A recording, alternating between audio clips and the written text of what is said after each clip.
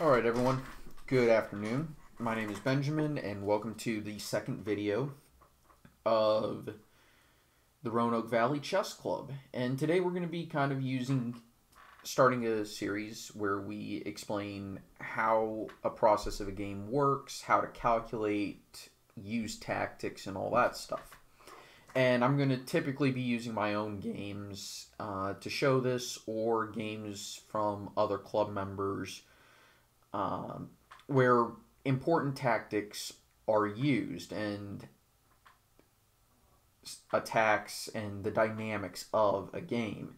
And I'm typically going to be choosing the sharper games because that's where tactics lie. And today we're going to be using a game that I played, I want to say way back in 2012 or something like that.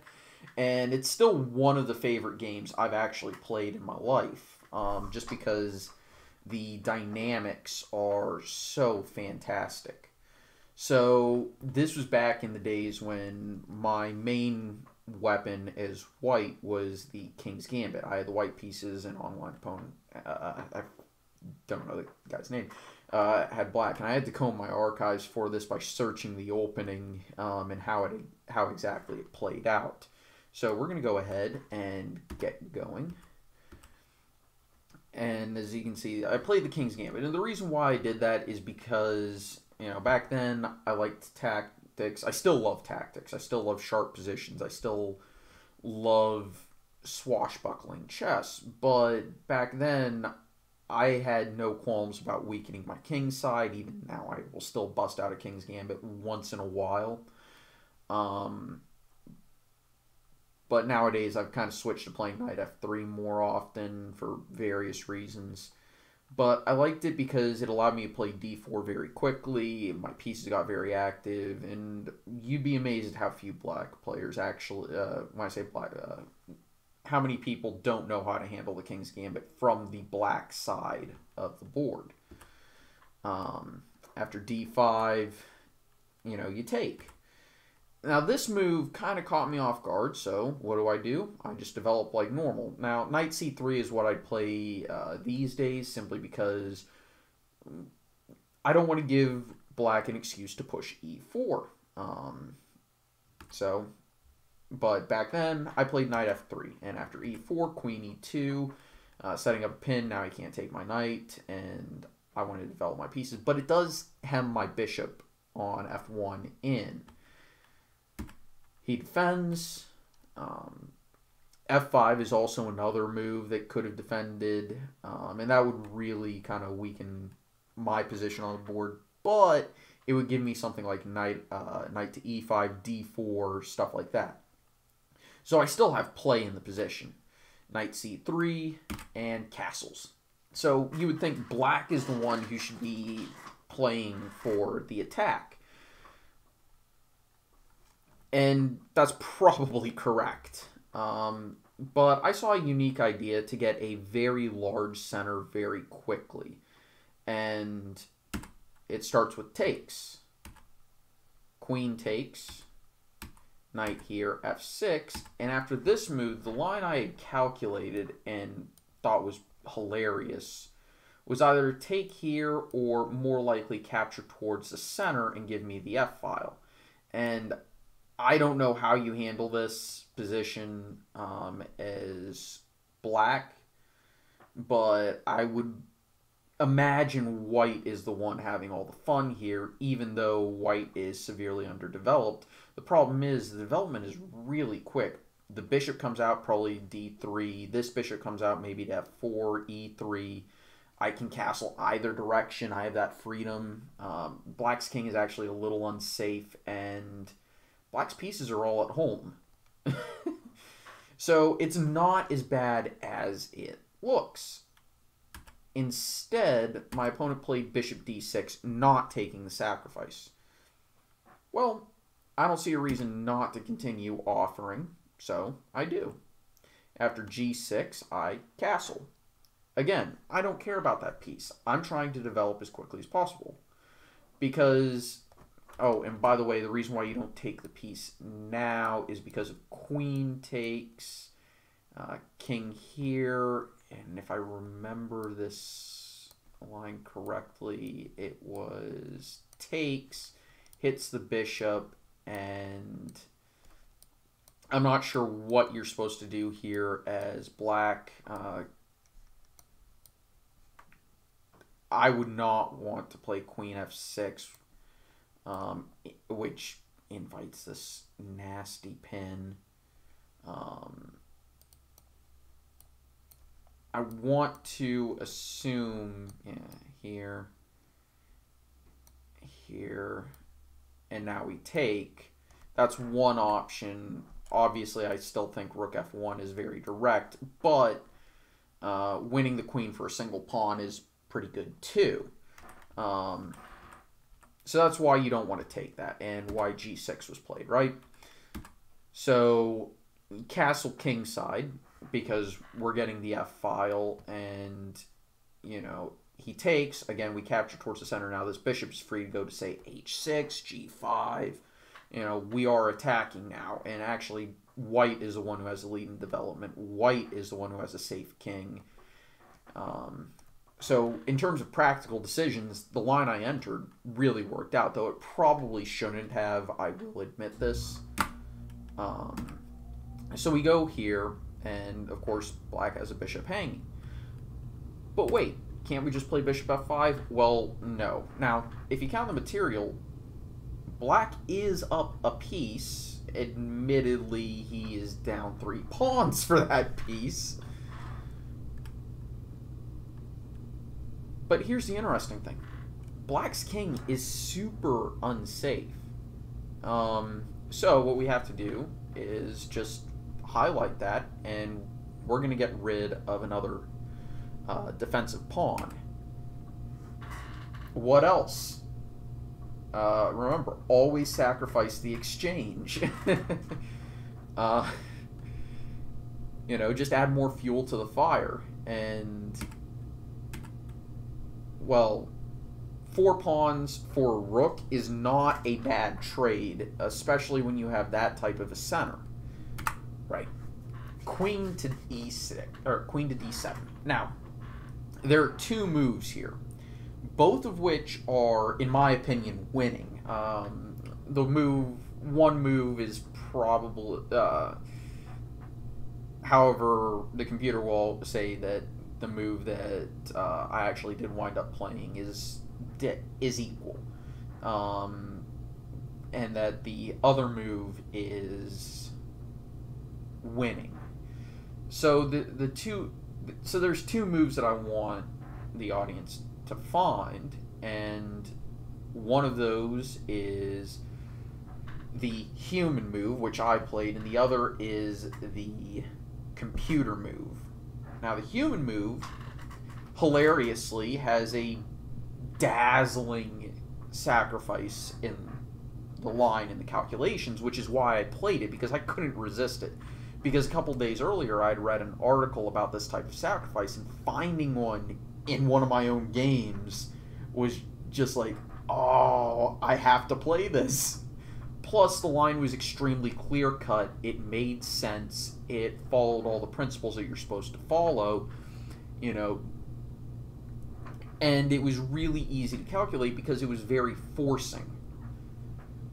The computer line has a lot of ambiguity in terms of how you're supposed to play it. And I actually calculated a few variations in the computer line because, well, it's one of the first things you're supposed to calculate. And I'm going to take a little bit of time to explain how you're supposed to calculate and give you all time to figure out which are the 2 moves in the variation that you have to consider.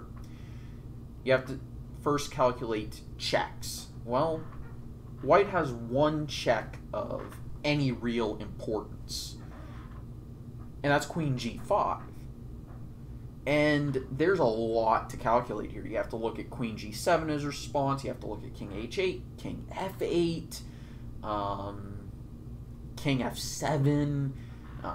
You know, and some of these can be immediately rejected for various reasons. But some you have to spend a lot of time calculating them.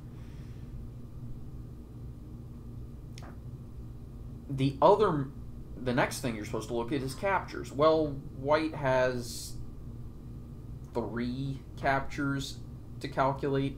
Queen h7, well, that trades queens, and, well, sure, you've got 5 pawns for your rook, and black isn't very developed, and you're probably getting your bishop back. But remember, you're going to have triple pawns. You're going to lose one of those 5 extra pawns, and you are also going to, you're also not developed. You're going to get pinned on the back rank with rook e1, king f2, and rook probably to d1 to put some pressure on your pawns. Maybe rook h1, something like that. In order, and black is going to be able to untangle. So you can't really look at that. And queen d7, well, you're down a rook. Sure, again, you have 4 pawns for the rook, and you are going to win a piece back for it. So it'll be, after the exchange, it'll be 3 pawns being down in exchange, though 2 of those are doubled, and you're still not fully developed yet. So, again, you can pretty much reject that line. So, the next thing you have to do is calculate threats. What are some big threats to look at? And one big threat is pushing the pawn, because that threatens to put a piece, plant a piece on f7. That threatens potentially promotion at some future point. Sure, you're giving up, the ability to recapture the piece. By the way, you can pretty much reject bishop h6 because queen trades, and you're, again, in a very similar situation to beforehand. Except maybe instead of immediately trading queens, you've got rook f1 to deal with, and black is actually gaining some level of initiative. So you can reject pawn takes bishop. So that pretty much leaves e6 and queen g5 as the 2 moves, and I just kind of spoiled it. Question is, which one's the computer move? Which one is the human move? e6 is very, very easy to calculate, because e6, the only realistic move, you don't want to step backwards because, queen h7, and all of a sudden you're getting checkmated very quickly. And you can play queen h7 or queen f7 first, doesn't actually matter if the queen steps back or goes out to a4. Queen to e7 fails to bishop g5, and again, you're having some mild issues with your king safety. So queen g7 is the only move to look at for black after e6. And then you've got this stunning bishop h6 move to drag the queen away from defense of the king. Because then you go queen f7, king back, queen to queen takes rook, and now I believe, if I've done my math correctly, white's only down a piece, but he still has 5 pawns for it. And black's still under attack, because now you have to go king g7, and you're actually going to get your piece back in short order. You're going to bring your rook into the game, and black's still under attack. So black is in some dire straits here. Now, you do have to be a little careful with your own king and potentially losing some material because of queen e3 check as a response, but white's definitely has the advantage in that line. So what did I play? Well, I played the human move. Pawn to e6. The computer move is queen to g5, which basically,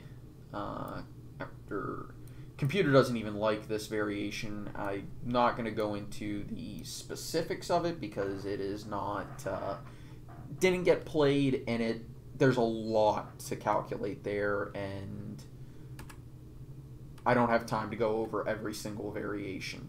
So, like I said, I played the human move pawn to e6, queen g7, and like I said, I played e6 because of this sacrifice. Just absolutely beautiful, right? Queen takes, queen f7, queen takes. Slight error, king g7 is better, but there is a lot of pressure on black's position, so it makes sense that you'd want to try and trade queens off by playing queen to f8.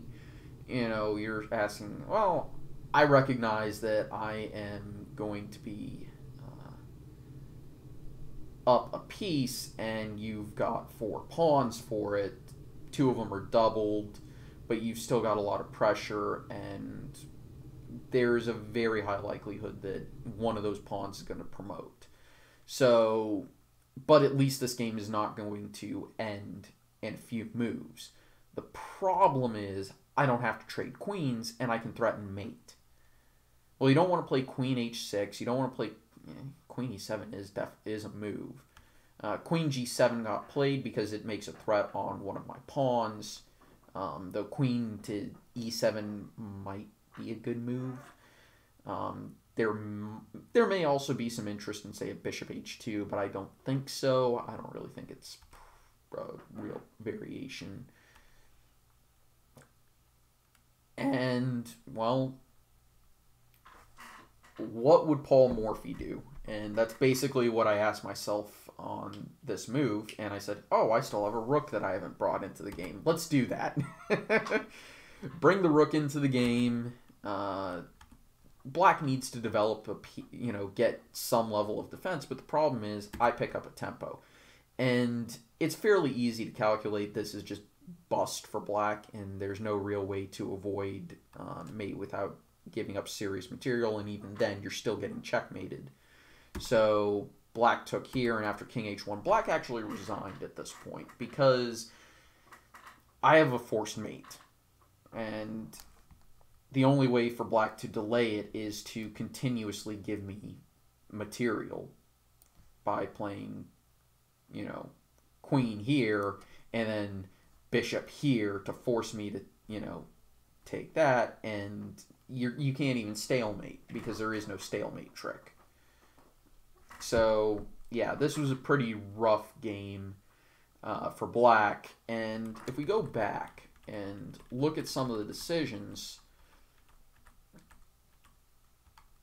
yeah, g6, part of understanding and part of using tactics to your advantage is realizing, hey, sometimes certain parts and features of the position are more important than others. For example, here, I saw the position after that would occur here after f6, and I realized, well, I'm getting a gigantic center. That should allow me to castle and develop my pieces in a threatening way. And with that large of a center, I can potentially justify the sacrifice of a piece. The fact that my opponent didn't take it and allow me a big center, well, now his king is a little bit vulnerable because I've got a lot of pieces pointing in there, and I can develop to put even more pressure there. And I can use this battery. And it's just bad to take that piece. f5 might be interesting, but I'm a little skeptical about that because I can maybe play queen f3. Queen to e2 is also certainly possible, and that knight's just great, and his position's a little airy.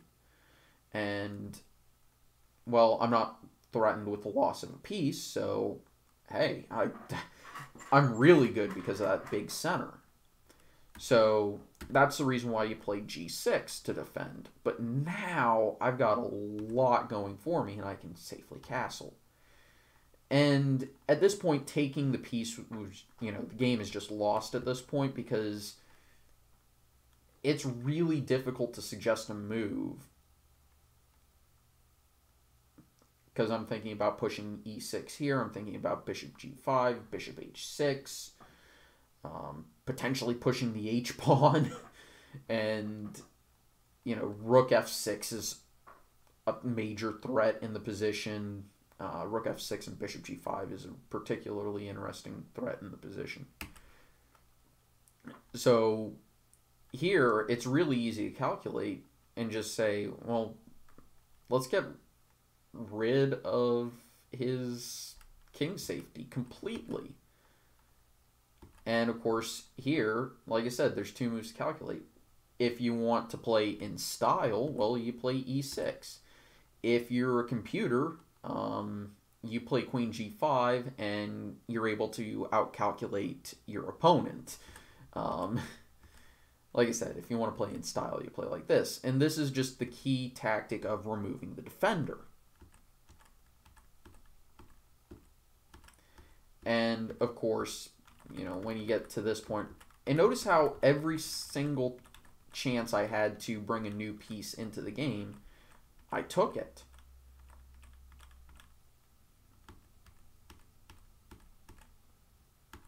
Oh, I have time to bring a new piece in? Well, let's develop our bishop. Or at least open up our bishop for development. Oh, he's giving me time to develop? With a major threat? Yeah, let's do that. Oh, let's bring our rook into the game.